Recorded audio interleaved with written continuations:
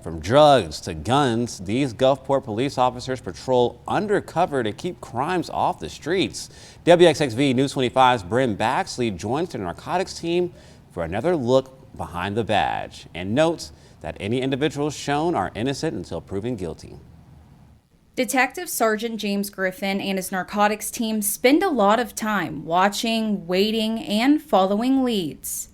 I encourage the guys to get out of the office a lot, to get out here, because when you're out here, you see the different targets that you're looking for. They're out riding around just like we are.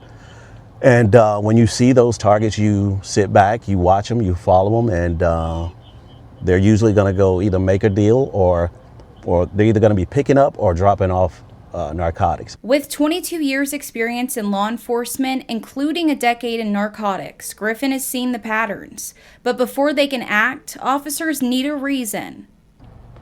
There's a thing called investigative stop. You could do that, but most of the time you want to have probable cause, so if they run a stop sign, fail to use a turn signal, something to that effect. While the team patrols undercover, they're not always invisible, and sometimes just their presence can stop a deal from happening. They're doing a traffic stop right now on a suspicious vehicle.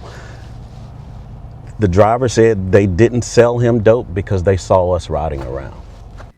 But when a deal does happen, Griffin says they move in quickly. At the time, I would walk up to the car and ask for what it was they just purchased. I need to get what you just purchased. And they're gonna be like, what? And I'm like, let's not do that. They'll give it to you with a sad face, and then it's like, hey, you wanna go home or do you wanna go to jail? And most of the time, they wanna go home. So we sometimes run across a bigger drug dealer, which now puts us in a long-term investigative site. So it could be, the long-term investigations can be time-consuming, and it takes away from dealing with street-level narcotics for the time being. However, once that's over, we get back to what we do, and that's to be out here within the community. And while the work never really stops, he says it's about knowing when to call it a day. But what keeps him going is making a difference in the community.